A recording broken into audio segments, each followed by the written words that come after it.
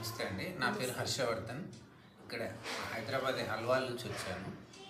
నాకు రీసా గారు యూట్యూబ్ ద్వారానే పరిచయం.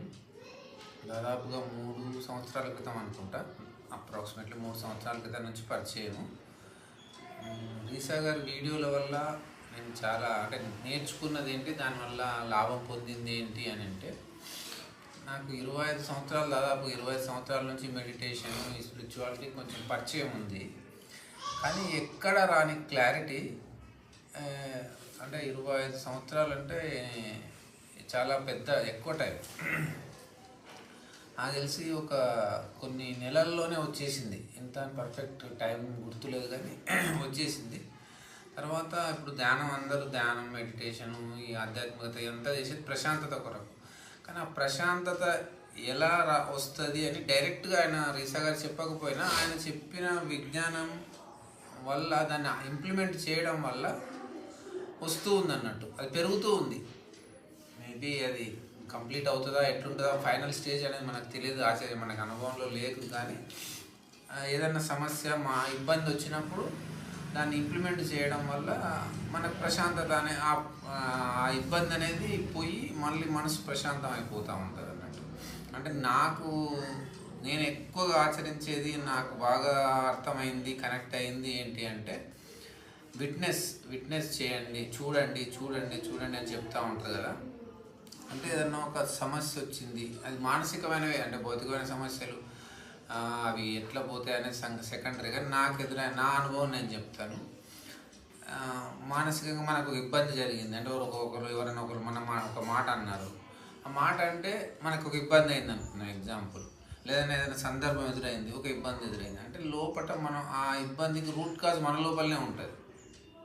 అది ఎట్లా తెలుస్తుంది అంటే, దాన్ని చూడటం ద్వారానే తెలిసింది. అంటే ఏదో ఒక ఫీలింగ్, ఏదో ఒక ఒపీనియన్ మన లోపల ఇబ్బంది పడుతూ ఉంటుంది. ఆ ఇబ్బంది అది మన ద్వారా బయటికి ప్రకటన అవుతూ ఉంటుంది. అది మనదే అని మనం ఫీల్ అవుతూ ఉంటాం. ఆ ఒపీనియన్ కానీ మనం దాని రూట్ను కనుక చూడగలిగితే, ఈ ఒపీనియన్ ఇబ్బంది పడుతుంది, నేను కాదు అని మనం సపరేట్ చేయగలిగి ఆ ఒపీనియన్ను ఇంకా తీసేసుకున్నాం అనుకోండి, ఇంకా ఫ్యూచర్లో మళ్ళీ అట్లాంటి సందర్భం ఎదురైనా, అదే మాట ఎవరన్నా అన్నా మనకు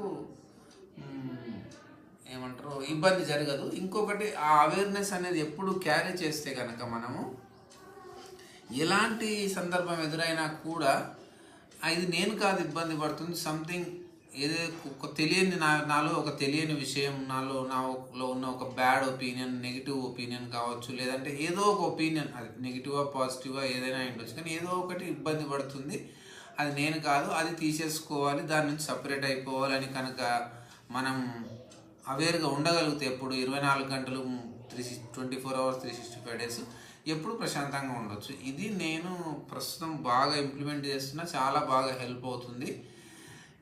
ఈవెన్ నేను మా వైఫ్కి కూడా ఇదే చెప్తా ఉంటా, ఇది నాకు చాలా హెల్ప్ అవుతుంది, నీవు కూడా ట్రై చేయు అని చెప్తా ఉంటా. ఇది మేజర్గా వన్ ఆఫ్ ద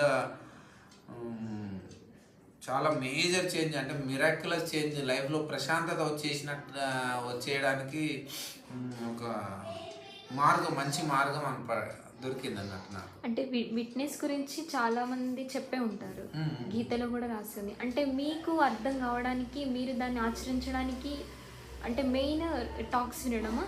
అంతే. అంటే మీకు అర్థమయ్యేలా చెప్పడం అంటే మరి అది ఎట్లా టక్కున కనెక్ట్ అయిందో, నాకు ఎక్కడ ఏ వీడియో కనెక్ట్ అయిందో తెలియదు. కానీ యాక్చువల్గా ఫస్ట్ వీడియోలో కనెక్ట్ అయిపోయింది. ఆయన నాకు గురువు పేరు గుర్తొస్తలేరు, టిబెట్ యోగి మిలారెపా, రైట్, మిలారెపా వీడియో విన్నా ఫస్ట్. నాకు ఒక మేడం, మాకు తెలిసిన ఫ్యామిలీ ఫ్రెండ్ షేర్ చేశారు, నిర్మల మేడం అని. మిలారెపా వీడియో షేర్ చేసింది. ఆ వీడియో విన్నప్పుడు ఎంత అసలు, అంటే నేను అప్పటికే 22 ఇయర్స్ అయిపోయింది. నేను ఈ జర్నీ అన్ని రకరకాల గురువులు, సంస్థలు తిరగబట్టి అంత క్లారిటీ నాకు రాలేదు. అప్పుడు ఇంక వెంటనే నేను కాంటాక్ట్ చేసి, త్రూ ఆన్లైన్లోనే చేస్తే నాకు వెంటనే నెంబర్ దొరికింది. నేను ఫోన్ చేసినా, వచ్చి కలిసినాం, కొన్ని రోజులలోనే వచ్చి కలిసిపోయినాం. అప్పటి నుంచి కాంటాక్ట్లోనే ఉన్నాము. అది ఇంకట్లా అప్పటి నుంచి ఆ వీడియో ద్వారా కనెక్ట్ అయిపోయి కంటిన్యూస్గా ఇంకా అన్ని వీడియోలు, ఆల్మోస్ట్ యూట్యూబ్లో ఎన్ని వీడియోలు పెడతా ఉంటే అన్ని వీడియోలు చూస్తూ ఉంటుంటే నాకు ఒక అవగాహన అనేది వచ్చింది అన్నట్టు. ఈ విట్నెస్ది అంటే చూడాలి, చూస్తేనే దాని రూట్ తెలుస్తుంది. ఆ రూట్ తెలిస్తే మనం దాన్ని సపరేట్ చేసుకుంటే మనము బయటపడతాము, మా ప్రశాంతం అయిపోతాము, ఆ బాధ అనేది పక్కకి వెళ్ళిపోతుంది, బాధ మనది కాదు అని తెలుస్తుంది అనేది అర్థమైంది. అది ఆ టెక్నిక్ నాకు ముందు తెలుసు, కానీ నేను అంటే మేబీ అంతకుముందు ఒక 5% 10% ఇంకా పర్సంటేజ్ నాకు కరెక్ట్ తెలియదు, కానీ చాలా లో పర్సంటేజ్ అంతకుముందు చేయగలిగిన, అవేర్నెస్ క్యారీ చేయగలిగిన. ఇప్పుడు చాలా ఎక్కువ పర్సంటేజ్ చేయగలుగుతున్నా. అది చాలా హెల్ప్ అవుతుంది. చాలా పీస్ ఆఫ్ మైండ్ అనేది వచ్చింది అన్నట్టు దానివల్ల. పీస్ ఆఫ్ మైండ్ అనేది ఇంకొక పాయింట్ ఏంటంటే, పీస్ ఆఫ్ మైండ్ కు ప్లస్ మనకున్న డబ్బులు, ఆరోగ్యం, ఎంత ఫిట్గా ఉన్నాము, ఎంత డబ్బులు ఉన్నవి, మనకు ఎంత పరువు ప్రతిష్ట, సొసైటీలో ఎంత గొప్ప స్థాయిలో ఉన్నాం, ఇవన్నీ ఏవి కూడా పీస్ ఆఫ్ మైండ్ ఇవ్వవు. మన అవగాహన, మన అవేర్నెస్ పీస్ ఆఫ్ మైండ్ ఇస్తాయని నాకు అర్థమైంది. అంటే ఇప్పుడు నేను బాగా డబ్బు ఉన్న స్థితి, డబ్బు లేని స్థితి రెండు ఊహించుకోగలిగిన, కొంత అనుభవించగలిగిన కూడా ఆ రెండు ఇవ్వలేదు. మన అవగాహననే మనకు పీస్ ఆఫ్ మైండ్ అనేది ఇస్తుంది. అవగాహనను చాలా సులభమైన మార్గంలో రీసా గారు ఇస్తున్నారు తన టాక్స్ ద్వారా, తన బుక్స్ ద్వారా. ఓకే, అంటే బుక్స్ చదివారా? ఆ బుక్స్ ఇంకా పూర్తిగా అయితే చదవలేదండి, చదువుతూ ఉన్నా. వీలైనంతప్పుడల్లా కొంత చదువుతూ ఉంటా. పూర్తిగా ఇంకా చదవాలి, అన్ని బుక్స్ కంప్లీట్ చేయలేదు. ఇంకొక లాభం కూడా మేజర్గా జరిగింది. నేను వేరే గురువుల దగ్గర నేర్చుకొని చేసింది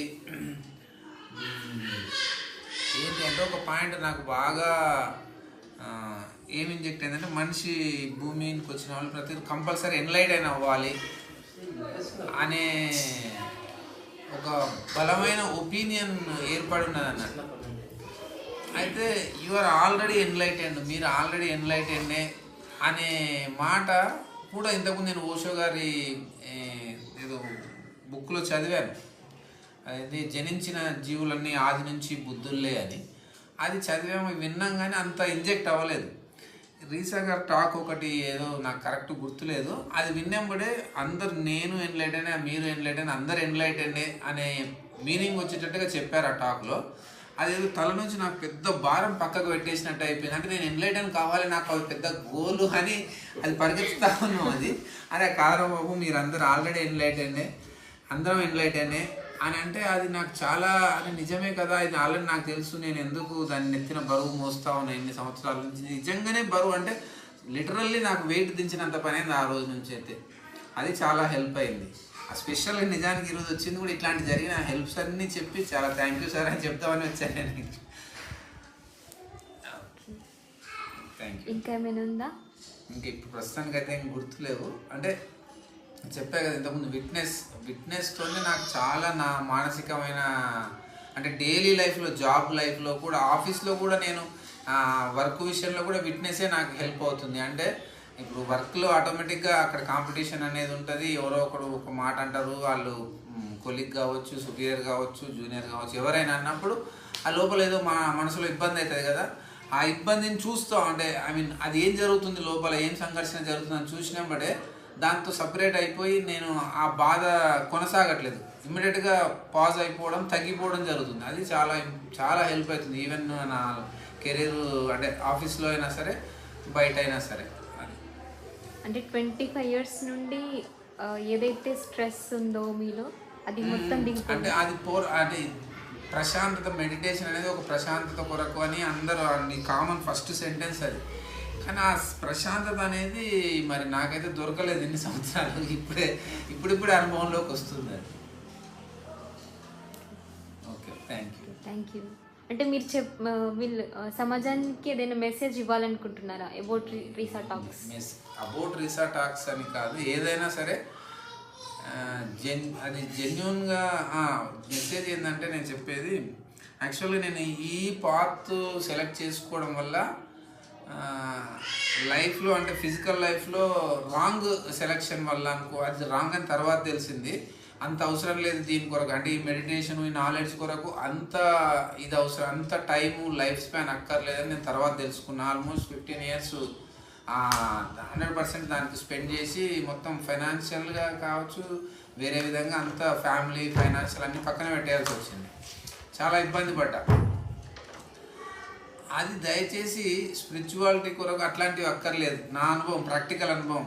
2000 నుంచి 2025లో ఉన్నాం మనం ఇప్పుడు. ఆ 25 సంవత్సరాల నుంచి చెప్తున్నా. నేను దేశంలో చాలా సంస్థలు తిరిగా. ఆధ్యాత్మికత కొరకు మిగిలిన జీవితాన్ని పక్కన పెట్టాల్సిన అవసరం లేదు. అంటే ఈ మానసిక ప్రశాంతత కొరకు హిమాలయాలు, గురువులు, ఆశ్రమాలు, లైఫ్ డెడికేషన్ ఇవన్నీ అక్కర్లేదు. ఆ విజ్ఞానం తెలుసుకొని దాన్ని ఆచరించాలి అంతే. ఆ విజ్ఞానం తెలుసుకొని ఆచరించాల్సిందే తప్ప ఎక్కడో జైన్ అయిపోయి ఏదో చేసి అనేది అవసరం లేదు. రెండోది, ఇంకెవరినో ఉద్ధరించాలనే అంటే సేవ చేయాలి, పక్కొని అందరికీ, సమాజంలో అందరికీ పంచాలి, చాలా గొప్ప విషయం, అది అవసరం లేదు. ఎందుకు అవసరం లేదంటున్నా అంటే, మనం చెప్తే ఎవరైనారు, వాడికి అవసరమైతే వాడు వింటాడు. గుర్రాన్ని మనం నీటి దాకా తీసుకెళ్ళగలం కానీ నీళ్ళు దాపలేమో సామెత ఉంటుంది. అట్లా మనం చెప్తే వినాలనే మంకుపట్టు బట్టి మన జీవితాన్ని నాశనం చేసుకోవద్దు. వాళ్ళు వింటారు. మార్కెట్లో మస్తు నాలెడ్జ్ ఉంది, నిజాన్ని తెలుసుకోవాలనుకున్నానికి మస్తు చాలా మార్గాలు ఉన్నాయి. వాళ్ళు ఎవరికి వాళ్ళు తెలుసుకుంటారు, ఎవరు పోరాటం వాళ్ళు చేస్తారు. కానీ పక్కోళ్ళ కొరకు మన జీవితాన్ని త్యాగం చేయడం ఒకటి, అలాంటివి అక్కర్లేదు. ఈ ఆధ్యాత్మికత కొరకు సపరేట్గా లైఫ్ను దాని కొరకు స్పెండ్ చేయాల్సిన అవసరం లేదు. ఒకవేళ అంత స్పెండ్ చేయాలనుకుంటే, మనకు అంత ఆనందం ఉంటే అన్ని ఊరుకొని హిమాలయాలకు వెళ్ళిపోలే అని ఇక్కడ ఉండి అందరిని డిస్టర్బ్ చేయొద్దు. అట్లాంటిదంటే నాకు జరిగింది నా లైఫ్లో కాబట్టి ఇలా చెప్తా ఉన్నా. మనం దీని కొరకు ఏం త్యాగం చేయాల్సిన అవసరం లేదు. ఇది ఒకటి నేను చెప్పాలి. Thank you madam.